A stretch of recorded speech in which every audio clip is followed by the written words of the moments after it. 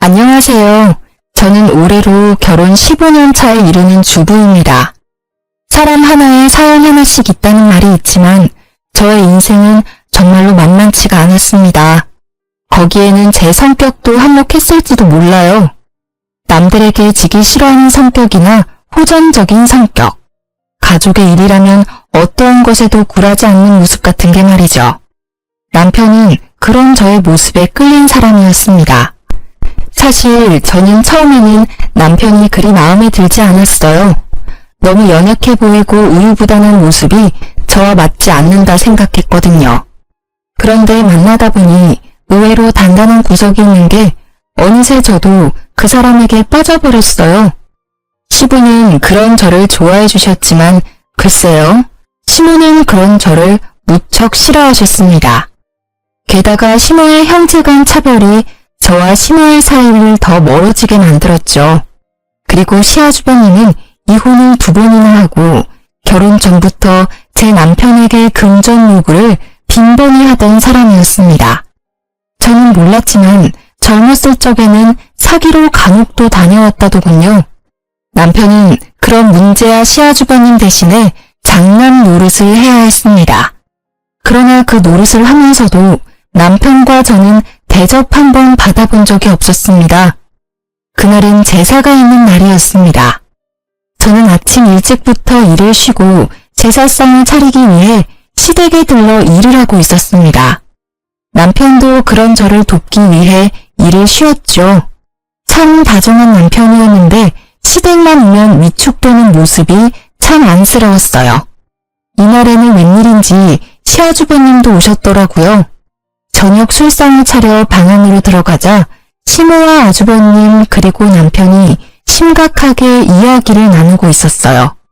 아니, 심각한 건 시모와 아주버님 뿐이고 남편은 그저 불편한 표정을 짓고 있을 뿐이었죠. 야, 잘 생각해봐.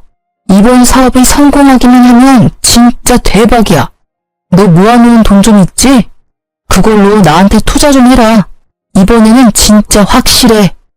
그래, 얘. 네 형님이 이렇게 원하는데 좀 해줘. 너는 돈도 잘 벌고 아버지 돌아가시면서 목돈도 많이 모아놨잖니. 저도 돈 없어요. 요새 경기가 안 좋아서 잘 벌지도 못해요. 그리고 얼마 전에 전셋집 들어가느라 돈 다 썼고 와이프 뱃속에 애도 있는데 돈을 함부로 쓰는 건 좀... 얘는 누가 보면 우리가 네 돈 뺏으려는 것처럼 보이겠다. 그냥 달라는 게 아니라 빌려주라는 거지. 넌 어떻게 이렇게 냉정하니? 형이 이렇게 간곡하게 말하는데도 어떻게 이렇게 딱 잘라? 어머니, 정말 저도 돈이 없어요. 그리고 어머니는 모르시나 본데 형이 저번에 제 돈 빌려갔어요. 그것도 아직 안 갚았잖아, 형. 이번에는 진짜로 안 돼. 아, 누가 안 갚는데? 갚아줄 거야. 이번 투자만 제대로 성공하면 2배, 아니 3배로 돌려준다니까. 그 전에 빌린 것까지 싹 다 갚아줄 수 있다니까. 형, 제발 그만 좀 해. 나 진짜 힘들어. 이게 도대체 몇 번째야? 또 시작인가 싶어 슬슬 남편을 도우려는 때에 시모의 뜬금없는 말이 튀어나왔습니다. 잠깐만, 이렇게 하는 건 어떠니? 너희 전셋집 빼고 우리 집으로 들어와라. 어차피 노부부 둘이 사는 집 너무 커. 그리고 네 아버지 몸도 예전 같지 않아. 그러니 너희가 들어와서 살고 그 전세금 형님한테 빌려주렴. 그럼 되지 않니? 뭐하러 돈 들여가면서 전셋집에 살아. 여기서 살면 되지. 그건... 남편은 두 사람의 현란한 말솜씨에 놀아나고 있었습니다. 옴짝달싹 못하고 눈살을 찌푸리고 있는 남편 대신 제가 나섰습니다. 그건 절대 안 돼요, 어머님. 전세를 빼라뇨? 너는 빠지렴. 이 이야기에 네가 나설 곳은 없어. 아니요, 제가 나서야죠. 돈 빌려주는 사람 와이프인데 왜 제가 나서질 못해요? 게다가 그 전세금이 남편 돈만 있다고 생각하시는 건 아니죠? 제 돈도 남편 돈만큼 들어갔어요. 정말 못 배운 티가 이런 데서 나는 법이지. 어른들 말하는데 끼어들어서는... 네, 저 못 배웠어요. 그렇지만 싫다는 사람한테 억지로 돈 내놓으라고 하는 게 강도짓이라는 건 잘 알아요. 뭐? 강도짓? 너 지금 내가 강도짓을 했다는 말이니? 네, 그게 강도가 아니면 뭐예요? 칼만 안 들었다 뿐이지 지금 두 분 모양새가 강도던데요. 두 분이서 돈을 원하시면 어머니 앞으로 된 번듯한 이 집을 담보로 대출을 받으시면 되잖아요. 왜 우리 남편한테 전셋집을 빼라 말라 하시는 거예요? 싫다는 사람한테. 말을 해도 정말. 예, 강도라니. 나는 네 남편의 엄마야. 이런 소리는 충분히 할 수 있어. 그리고 네 아주버님도 마찬가지로 혈연이니 당연히 요구할 수 있지. 세상 천지에 누가 이렇게 당당하게 돈을 빌려요? 돈을 빌리고 싶으면 머리를 숙여야 하는 거 아닌가요? 둘이서 거머리 마냥 붙어서는 아주 사람 하나 피를 뽑으려고 작정을 한 것처럼 보이는데요. 거머리? 아이고, 이런 여자를 며느리라고 들리다니 무식한 데다 어른 보기를 쉽게 생각하지를 않나. 어머님, 이런 며느리가 제사상 차례상 다 차리시는 거 아시죠? 제 남편은 누구와도 다르게 다정하고 마음씨가 착해서 저는 이혼할 이유가 없거든요. 솔직한 말로 2번이나 이혼하고 제사상도 차리지 않는 장남보다야 둘째 아들이 더 낫지 않나요? 너 말 다 했니? 어떻게 아주버님 되는 사람한테 그런 막말을 할 수가 있어? 어머님, 그러면 앞으로 입이 늘어날 식구가 있는 사람한테 전셋방 빼서 돈 빌려주라는 건 막말이 아니에요? 아니, 빌려줄 수 있어요. 이제까지 빌려간 돈 다 갚아주면요. 그런데 이제까지 빌려간 돈도 갚을 생각이 없잖아요. 그마저도 갚지 않는 사람한테 더 이상 누가 돈을 빌려줘요? 첫째가 일부러 그랬니? 사업하다 보면 실패할 때도 있고 마음대로 안 될 때도 있지. 아주 보자 하니까 시댁을 우습게 알고. 시모의 말에 저는 아주버님을 똑바로 보며 말했습니다. 그 정도쯤 되면 사업에 소질 없으신 거예요. 그러니까 그냥 빠져나오세요. 다른 사람 힘들게 하지 마시고요. 그리고 돈 빌려갈 생각하지 마시고 빌려간 거 갚을 생각이나 해주세요. 여보, 그만해. 뱃속에 아이도 있는데 흥분하지 말고. 흥분 안 하게 생겼어? 전세금을 빼서 아주버님 사업자금으로 주라는 게 있을 수 있는 일이야? 기가 차서 말이 안 나와. 몇 번을 당했는데 또 줄 것 같아? 남편은 제가 이럴 때마다 말리기 바빴습니다. 뭐 궁합이야 잘 맞긴 했어요. 제가 화내고 남편이 말린다. 이 룰대로만 하면 사고는 쳐도 일은 크게 벌어지지 않았으니까요. 그렇지만 저희끼리만 좋으면 뭐예요?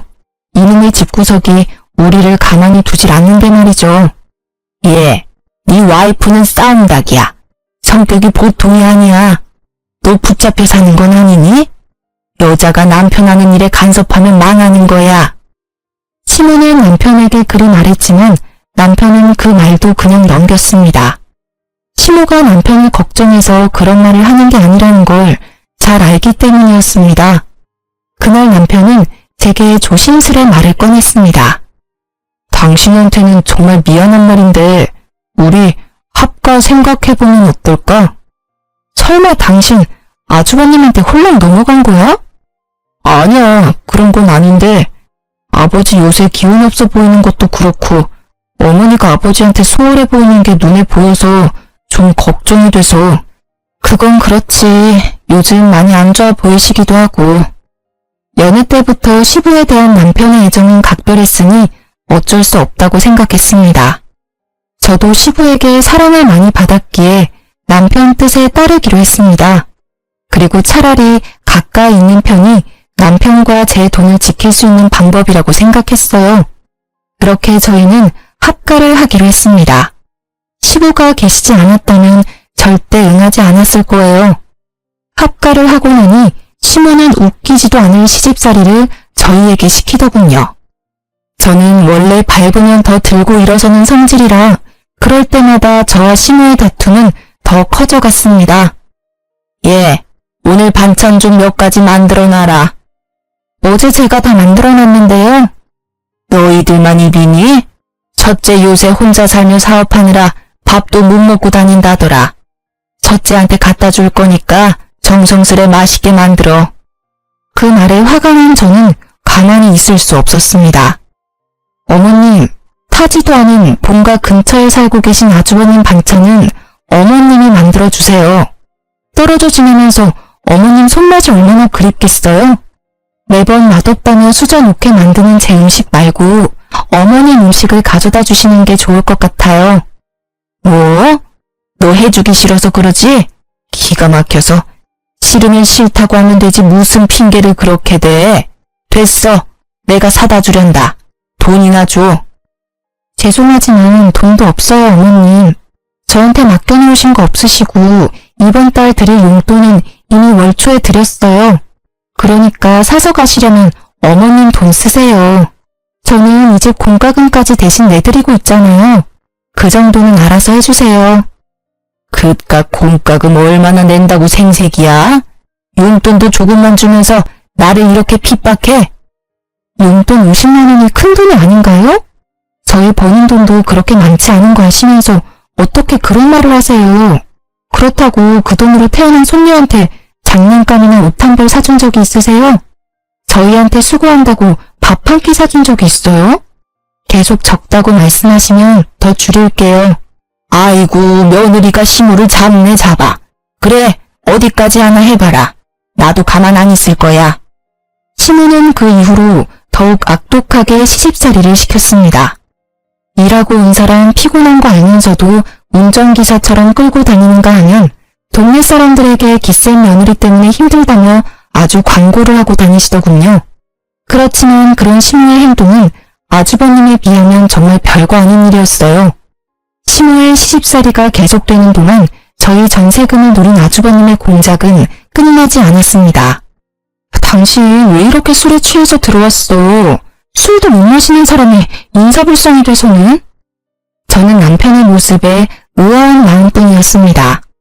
다음날 잠에서 깬 남편에게 물었습니다. 어제는 술 왜 그렇게 많이 먹은 거야? 속상한 일이라도 있었어? 어제 형님이 찾아왔어. 불러낼 때는 돈 갚겠다는 식으로 이야기해서 나갔는데 도착하니 술을 엄청 먹이더라고. 그 뒤에 계속 내 카드로 비밀번호 뭐냐고 물어보는데 버티다가 결국 술 취해서 골아떨어졌지.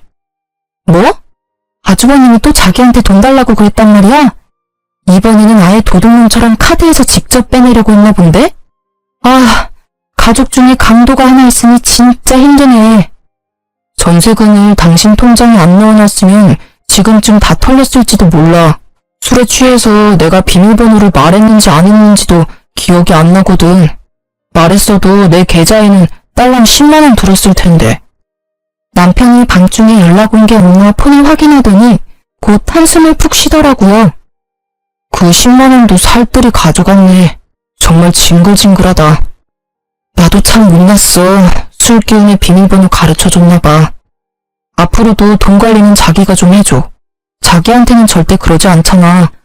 아, 진짜 너무 짜증나. 왜 매번 우리만 이렇게 손해봐야 해? 이 사람들은 가족이 아니라 도둑이야. 미안해. 당신 이렇게 마음고생 시켜서. 남편은 초췌한 모습으로 제게 사과했습니다. 남편이 사과할 일이 아닌데도 그 사람들이 잘못한 일인데도 항상 남편의 입에서는 미안하다는 말만 나왔어요. 남편이 그럴수록 시무와 아주버님에 대한 저의 원망은 더 커져갔어요. 그리고 우리를 힘들게 하는 일은 계속됐답니다. 여보, 당신 저번에 연장 만지다가 다친 손가락이 아직 고름이 나오네. 2주가 넘었는데 아물지를 않아. 혹시 모르니까 큰 병원 한번 가보자. 그래, 요새 몸이 안 좋기는 했어. 몸이 이상한 수포도 생기고 옷이 스치기만 해도 따가운 게 이상이 있기는 한 것 같은데. 그렇게 대수롭지 않은 대화를 나눈 날 우리는 종합병원으로 향했습니다. 그런데 병명을 알 수 없다고 하더군요. 아니, 몸통의 통증은 대장포진이라고 하는데 손가락이 왜 아직 고름이 나오는지를 설명할 수 없다고 하더라고요. 그러면서 몇 가지 검사를 해보자고 하더군요. 검사를 하고 집에 돌아와 기다리는데 뜬금없는 일요일 아침에 전화가 왔더라고요. 너무 급한 사안이라 주말임에도 연락을 드렸어요. 더 알아봐야겠지만 혈액 검사상 암에 대한 소견을 보이고 있습니다. 일단은 내일 당장 병원으로 와주세요. 정밀 검사를 해야 할 것 같습니다. 청청병력 같은 소식에 저는 경향이 없었습니다. 그러나 초기이고 성인 남성에게는 예후가 좋은 상황이라고 하더군요. 저와 남편은 마음을 굳게 다졌습니다. 힘들게 살아온 인생 보답받지도 못하고 가는 건 억울해서 못 산다고, 늙어서 우리 딸 결혼식 때까지는 살아야 하지 않냐고 남편은 치료에 열의를 불태웠습니다. 저희 남편은 토목업에 종사하기에 보험을 드는데 한계가 있었어요. 그래도 보험금이 5천만 원 정도가 나왔거든요. 남편은 시모에게 자신의 상태를 알리며 보험금이 있으니 잘 해결될 거라고 말했어요. 그런데 뒷목 잡을 일은 그 다음 주에 일어났어요. 시모가 저와 남편을 조심스레 부르더라고요. 둘째야, 너 혹시 4천만 원 정도만 빌려줄 수 있니? 네? 갑자기 그런 큰 돈을 어디서? 너 보험금 있잖아. 그거 어차피 실비도 나오고 수술비도 나올 거 아니야. 5천만 원 다 없어도 지금 당장 치료받는데 큰 지장은 없잖니? 어머님, 지금 무슨 소리를 하시는 거예요? 암 걸려서 고생하는 아들한테 할 소리예요? 저는 어이가 없어서 바로 받아쳤습니다. 그랬더니 시모가 저를 흘겨보더군요. 네가 신경 쓸 일 아니다. 그리고 누가 언제 그냥 달라고 했어? 다음 달이면 적금 만료되니 그것 하면 다시 돌려줄 거야.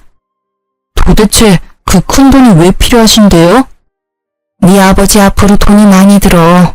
어디 병원이라도 모시고 가려니 차가 영 오래돼서 모시기 힘들더라고. 그래서 하나 새로 사려고 그러지.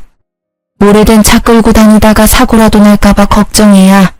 몸도 이제 힘들고 기력도 없는 양반인데 차라도 좋은 것 타면 사고가 안 나지 않을까 해서 그래. 아버님 아프시면 저희가 모셔갈게요. 굳이 그것 때문에 어머님 차를 바꾸는 건 아닌 것 같아요.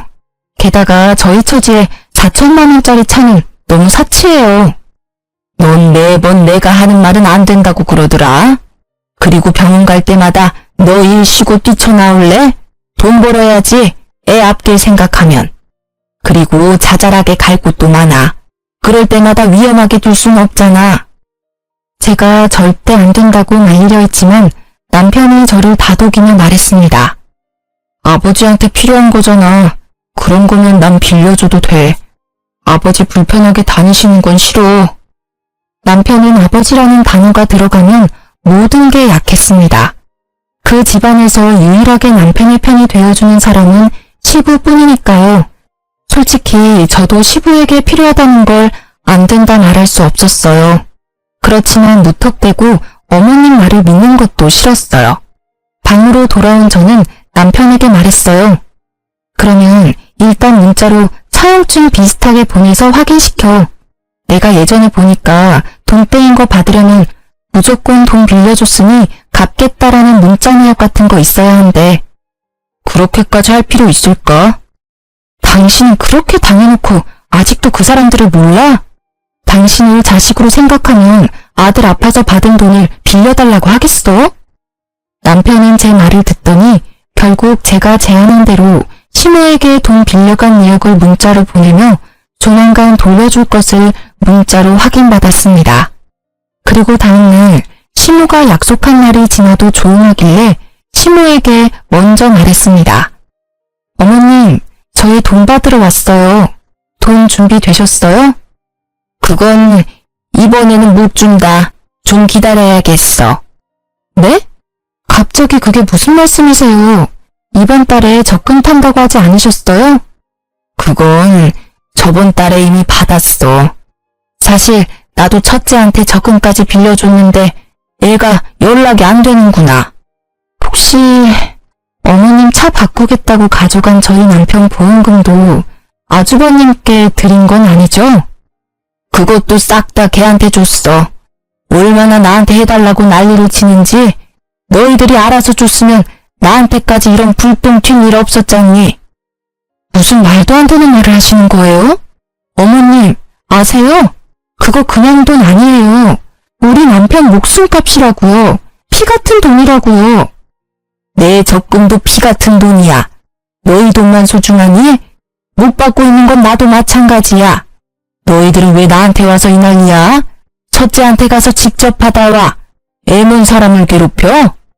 어머님, 잊으셨어요? 돈 빌려가신 분 어머님이세요. 저희 증거도 있어요. 그래, 내가 빌려갔다. 너희는 늙은 신우한테 돈 빌려준 게 그리 아까워? 이렇게 빚쟁이처럼 사람 들들 볶는 건 아니지 않니? 적반하장도 유분수라는 말이 딱 떠오르더라고요. 남편은 그런 신우의 말도 안 되는 행태에 그저 주저앉아 있을 뿐이었습니다.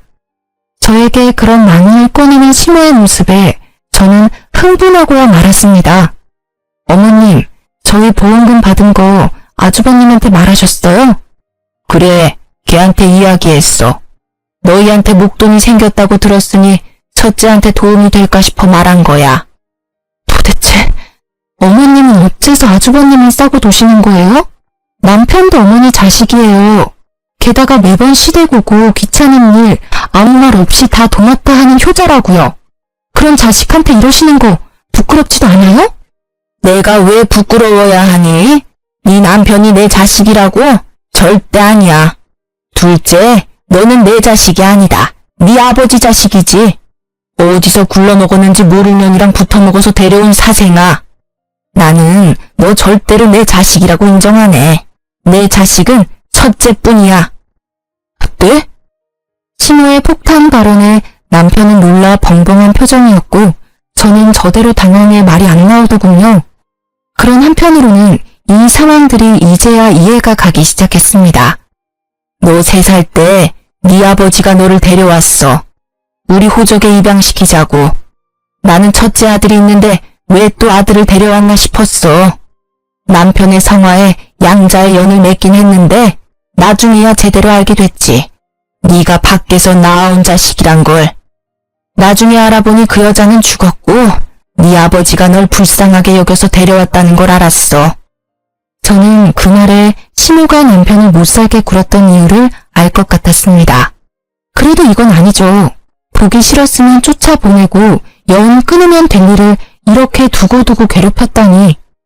난 내 자식 힘들어하는 꼴은 못 봐. 왜 내가 그걸 봐야 해? 너희들 죽을 때까지 우리 수발 들라고 합가하라고 한 거야. 내가 너한테 애정 한 조각이라도 있을 줄 알았니? 뻔뻔하기도 해라. 저는 신우의 말에 분노가 치미는 것을 느꼈습니다. 지금껏 이 집안의 크고 작은 일을 해결한 건 우리 남편이라고요. 매번 사고만 치는 아주버님이 뭘 해준 게 있다고 매번 감싸는 건데요. 평소에는 집에 오지도 않다가 돈만 필요하면 어슬렁거리며 와서는 사람들 돈 다 빌려서 가져가서는 안 갚고, 그런 사람이란 걸 알면서 어떻게 우리 남편 보험금을 가져가서 그런 사기꾼한테 전해줄 수가 있어요. 어머님도 똑같아요. 똑같은 사기꾼이라고요. 누가 사기꾼이야? 우리 첫째는 그런 짓 안 해. 재수가 없어서 계속 미끄러지기는 하지만 걔도 뒤에서 잘 받쳐주면 성공할 거라고. 보험금 그게 그렇게 중요해? 그냥 팍 죽어버리지 그랬니? 꼴도 보기 싫은 네 얼굴 볼 때마다 짜증이 얼마나 나는지 알고는 있니? 차라리 네 아버지를 닮았으면 정이라도 조금은 갔을 것을. 그 여자를 빼다 박았는지 정이라고는 안 가는 얼굴을 하고선. 그만하세요. 그런 소리 들을 만한 사람 아니에요. 어머님만 그런 줄 아세요? 저도 똑같아요. 아주버님 얼굴만 보면 치가 떨린다고요. 이번에는 어떤 사고를 쳤을까, 또 돈을 요구하면 어떡하나 하면서. 그러니 이번에도 아주버님 감싸주시면 저 진짜 용서 못해요. 아주버님은 어디 가셨어요? 그걸 낸들 아니? 나도 연락이 안 되는데. 설사 알아도 내가 너희한테 알려주겠니? 애를 이렇게 잡아먹으려고 난리들을 치는데. 화가 머리끝까지 난 저와는 반대로 남편은 도리어 차분해진 표정이었습니다. 이때 남편은 알게 되었다고 해요. 자신이 그렇게 노력해도 어머님께 인정받지 못한 이유를요. 그 이유를 알게 되어 오히려 홀가분했다고 하더군요. 결국 돈 4천만 원을 사기로 잃게 된 저희는 이제 치료에만 집중하자며 시댁에서 나오기로 했습니다. 아파서 요양하겠다고 하니 신우가 막지는 않더군요. 잘못한 일이 있으니 잡지 못한 것도 있겠죠. 그 뒤 시부가 죽고는 시댁과 완전히 연락이 끊어져 인연도 이대로 끊어지나 하는 작은 기대를 하고 있었어요. 그러나 그것도 1년을 넘기지는 못했습니다. 남편은 1차 치료를 끝내고 요양 겸 쉬고 있던 중이었습니다. 저는 그런 남편의 수발을 들기 위해 일을 그만두고 퇴직금을 받아 나온 상태였죠. 그날의 평화를 깬 것도 시모의 전화 때문이었습니다. 너 혹시 돈 100만 원 정도만 빌려줄 수 있니? 갑자기 전화하셔서 또 돈 이야기세요? 이번에는 뭐 때문에 필요하신데요? 말하는 꼰세하고는 친구 아들 결혼시킨다고 해서 축의금 하려고 그런다. 요새 너희들이 도통 들리지 않으니 돈이 없어서 말이다. 너희도 그렇지 한 번도 연락을 안 해? 매달 시댁에 용돈을 드리던 저는 그 당시 괘씸한 마음에 돈을 돌려받기 전까지는 용돈을 드리지 않기로 결심했었어요. 결국 돈이 궁해진 시모가 연락을 하신 거였어요. 그런데 어째 기분이 이상하더라고요. 친척 집에 축의금을 내도 그것보다는 적게 낼 양반이 갑자기 100만 원? 물론 그 금액을 다 축의금에 내지는 않아도 뭔가 쓸 곳이 있을 거라는 생각에 시모의 뒤를 쫓았습니다. 돈이 얽혀있으면 꼭 등장하는 아주버님 생각 때문에요. 시모가 택시를 타고 내린 곳은 어느 화려한 예식장 앞이었습니다. 소문으로도 대관료와 식대가 어마어마하다는 이 예식장에 시모는 무슨 일로 들렸을까 하는 차에 저는 소름이 쫙 끼쳤습니다. 로비 화면에 떠있는 결혼 커플 사진에 아주버님의 얼굴이 떡하니 붙어 있었기 때문이었습니다. 감히 내 남편 안보험금을 사기쳐놓고 이런 비싼 곳에서 결혼식을 할 생각을 하다니 화려하게 치장된 그 모습이 괘씸해서 팔을 주체할 수 없었습니다. 애써 냉정해진 저는 드디어 꼬리를 잡았다고 생각했습니다. 가만 보니 아주버님의 결혼식에는 시부모가 아닌 다른 사람이 혼주석에 앉아 있었습니다. 세 번째로 하는 결혼식임을 숨기고 싶었던 건지 그것도 아니면 집안 사람들이 가진 부정적인 이미지를 상대 측에 알려주고 싶지 않았던 건지도 모릅니다. 저는 아주버님이 대화를 나눌 때 불쑥 끼어들었습니다. 안녕하세요. 오랜만에 뵙네요. 제가 나타나자 아주버님의 얼굴이 굳었습니다. 그러더니 다른 사람들에게 잠시 실례한다며 저를 옆으로 끌었습니다. 여기는 어떻게? 그러게요. 제가 여길 어떻게 왔을까요? 그런데 결혼식을 굉장히 성대하게 치르시네요. 축하드려요. 그런데 우리 할 얘기가 있죠? 재수씨, 나 30분 뒤면 결혼식이에요. 결혼식 끝나고 이야기해도 되잖아요. 남의 경사에 초를 치러 온 것도 아니고. 무슨 말씀을 그렇게 하세요. 정 원하시면 저는 여기서 말씀드려도 괜찮아요. 하객 알바까지 쓴 것 같은데 정말로 괜찮으신 거 맞아요? 아내가 될 예비 신부님이 모든 걸 알아도? 알았어요. 잠시만요. 아주버님은 저를 데리고 호텔 객실이 있는 층으로 향했습니다. 사람이 없는 걸 확인한 아주버님이 먼저 소리치더군요. 도대체 왜 이러는 겁니까? 어떻게 성사시킨 결혼식인데 이렇게 행패를 부려요? 행패요? 동생 보험금 가지고 치르는 결혼식이면 저도 관여할 수 있죠. 어머님한테 받은 남편 보험금 어쨌어요? 내가 뭘 받았다고 그래요? 딱 잡아떼는 아주버님 모습에 저는 코웃음을 쳤습니다. 당신이 어머님 시켜서 우리 남편 보험금 강탈해 간 거 내가 모를 줄 알아요? 사람을 우습게 보는 것도 한두 번이지. 우리가 아무것도 안 하니까 쉬워 보이나 본데 남편은 몰라도 나는 아니에요.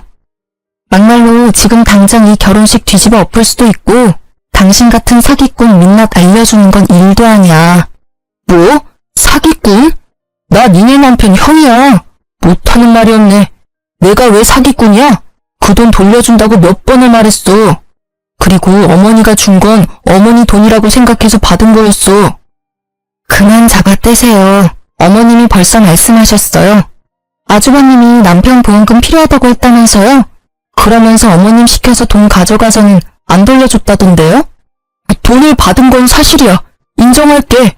그런데 여기 와서 이럴 건 아니잖아. 진정하고 우리 대화로 해결해보자고. 진정, 대화. 저기 아주버님, 저요, 세상 둥글게 살고 싶은 사람이에요. 누구는 화내고 싶어서네요. 예전부터 그랬잖아요. 매번 우리 남편한테 돈 빌리고 안 갚고 상습이잖아요. 제가 본 것만 수십 건이에요. 가져갔으면 갚을 생각을 해야지. 남의 돈으로 호사스럽게 살면서 사람 우습게 보는 것도 정도가 있죠. 그리고 대화로 해결될 일은 아니죠. 돈을 가져와야 될 거 아니에요. 제 목소리가 커지니 아주버님은 당황했습니다. 알았어. 그럼 이렇게 해. 오늘은 바쁘니까 내일 어떻게든 돈을 마련해서. 제가 아주버님 수법에 당한 게 몇 년인데요. 지금 당장 준비하세요. 결혼식 끝날 때까지 안 주시면 저도 성심껏 이 결혼식 정성스레 망쳐드릴 테니까요. 아니, 하루도 못 기다려? 하루고 한 달이고 지금 몇 년 전에 빌려준 것도 안 갚으셨잖아요. 그리고 기다릴 필요가 어디 있어요? 이번 결혼식 친척 빼고 친구들 하객은 진짜죠? 친구들 엄청 많으신데 축의금으로 갚으시면 되겠네요. 그걸 가져갈 생각을 하다니, 그건 내가 받은 내 결혼 축하금이라고요. 다른 사람들의 성의가 있는 돈을. 그 돈은 성의가 있는 돈이라 괜찮고 동생 보험금은 성의가 없는 돈이라 안 돌려주는 거예요. 그리고 우리 남편 돈은 목숨이 달려있는데 가져가셨잖아요. 피차 일반이에요. 계속 안 주신다고 하시면 저 내려가서 다 말해버릴게요. 제 목소리가 호텔 복도에 울리자 결국 아주버님이 백기를 들었습니다. 알겠어. 소리 낮춰. 축의금 줄게. 그러니 좀 조용히 해. 다들 들으면 어쩔 거야. 이 결혼 파토나면 축의금도 없어. 저는 시간에 쫓기는 아주버님을 보내고 저는 축의금 받는 자리가 잘 보이도록 가까이서 주시하고 있었습니다. 아주버님은 패백하러 가기 전 잠시 들러 축의금 받던 사람에게서 가방을 받아 저에게 가져왔습니다. 저는 가방을 받아 금액을 확인했습니다. 사업한답시고 이리저리 돌아다니던 사람이라 그런지 축의금도 많이 들어왔더군요. 저희한테 빌려간 돈에 한참 못 미치네요. 나머지 2천만 원은 어머님 편으로 보내주시면 제가 받아갈게요.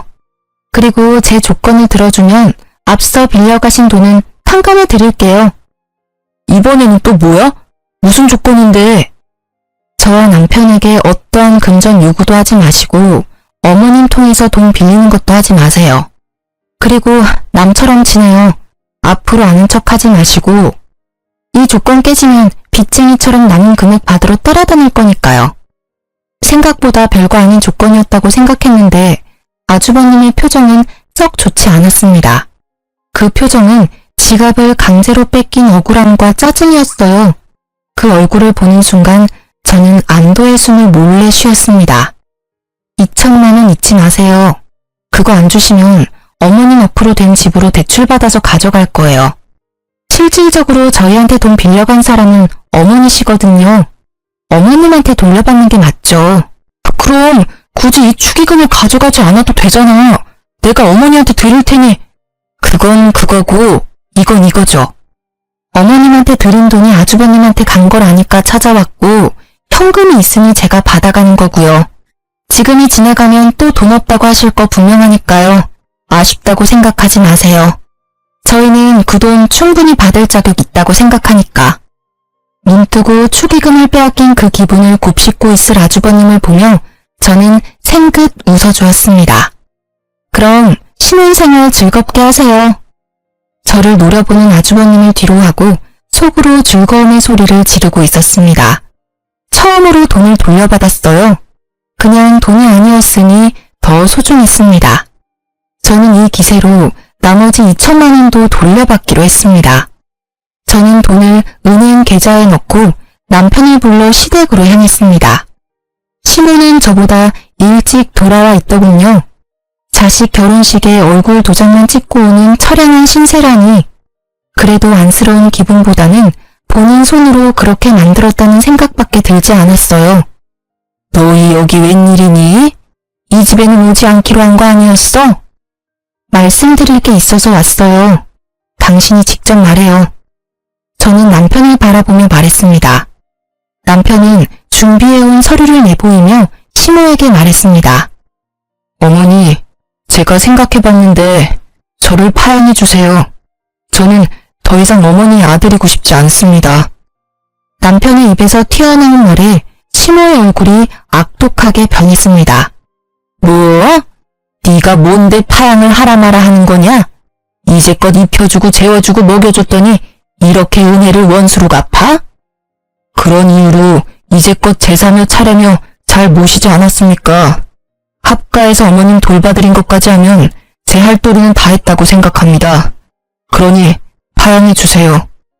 절대 안 된다. 파양이라니. 누굴 바보로 하니? 너희가 나 모시기 싫어서 그런 말 하는 거 안다. 그래서 반년 동안 연락 안 하고 살지 않았니? 그 정도 시간이면 반성했을 거라 생각했는데 그게 아니라 딴 생각을 해? 이제 그만하세요, 어머님. 저희도 더 이상 어머님 모시고 살 여력이 안 돼요. 이도 병원 치료 중이라 일도 못하고 힘들다고요. 게다가 친자식도 아니라며 타박 주셨잖아요. 그냥 서로 편하게 파양하세요. 파양? 내가 누구 좋으라고 그런 거래. 나는 죽을 때까지 너희한테 붙어 살 거야. 내가 죽을 곳이 네 집이라는 것만 알아둬라. 너는 내 자식은 아니지만 나를 돌봐야 할 이유가 있어. 천년의 자식을 거둬줬더니 그래서 죽을 때까지 저희에게 수발을 받으시겠다는 생각이세요? 그래, 내 자식 고생시키기는 싫으니 너한테 붙어 있어야지 어떡하니? 그럼 안 되겠네요. 어머님이 싫으시다면 재판으로 할까요? 이제껏 어머님이 남편이 제 핏줄이 아니라고 괴롭힌 것, 과도하게 금전 요구하신 것, 그런 것들이 다 증거가 되거든요. 저희는 뭐든 파양만 하면 되니까요. 나는 절대 허락 못한다. 너희는 절대로 이 집에서 못 나가. 나한테 신세진 값은 받아야지. 막무가내로 안 된다는 시모에게 저는 그분의 가장 큰 약점을 들이밀었습니다. 제가 얼마 전에 아주버님을 뵈었어요. 결혼식장에서요. 벌써 몇 번째 결혼인지는 모르겠지만 여자 쪽 집안이 엄청 좋아 보이던데 어머님이 여기에 합의하지 않으면 저는 이 길로 아주버님 장인어른 댁으로 찾아갈 수밖에 없어요. 주소를 알아놨거든요. 마지막 말은 거짓이었지만 시모의 얼굴은 새파랗게 변했습니다.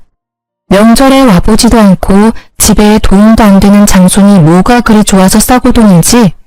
안 된다. 네 형은 건드리지 마. 이제 마음 잡고 잘 사는 애야.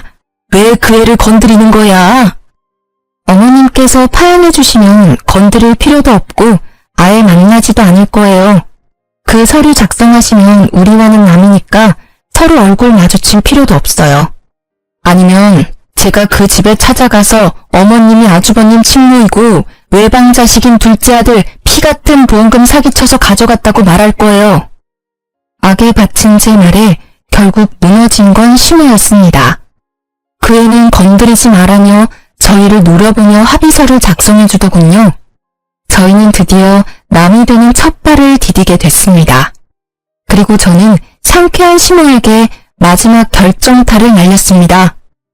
그리고 그 결혼식에서 아주버님이 가져가신 돈 4천 중에 2천은 돌려받았어요. 나머지 2천은 어머님께 돌려받으려고요.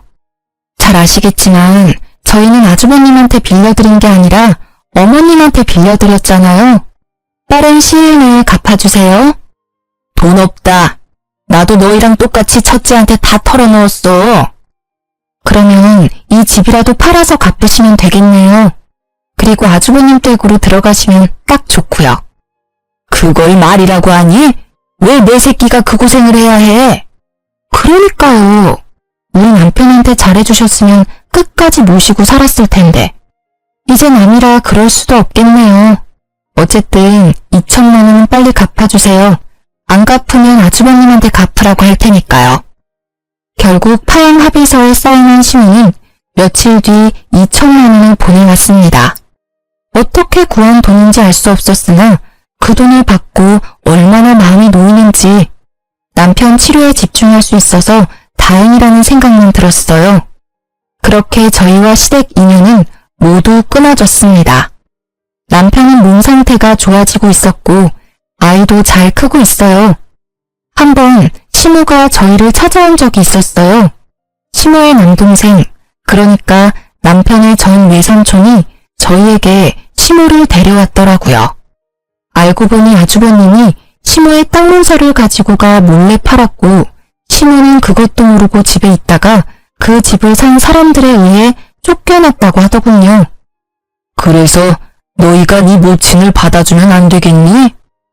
죄송합니다. 이제 법적으로 저와 관련 없는 분이세요. 제가 모실 이유 없습니다.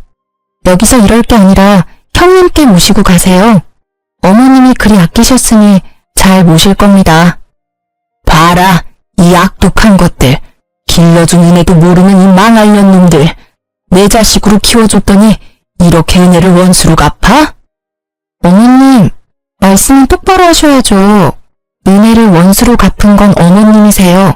그러게 차별하지 말고 잘 키워줬으면 지금쯤 저희 남편이 어머님께 잘했겠죠. 장인 장모한테도 그리 살뜰하게 대하는 이 착한 아들을 어떻게 그렇게 모질게 굴어서 정을 떼게 만들어요? 당신 그만해.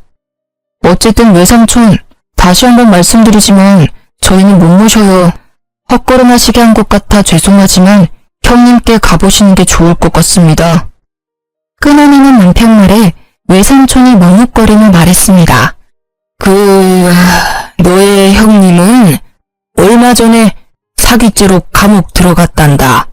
나도 자세히는 모르는데 그 결혼한 여자 집안에서 사기를 쳤다고 하더라고. 누님도 그놈이 친 사기에 빚쟁이들이 찾아와 난리치는 바람에 고생 좀 했다. 넌 그런 얘기를 뭐하러 해? 누님, 이제 그만 좀 하세요.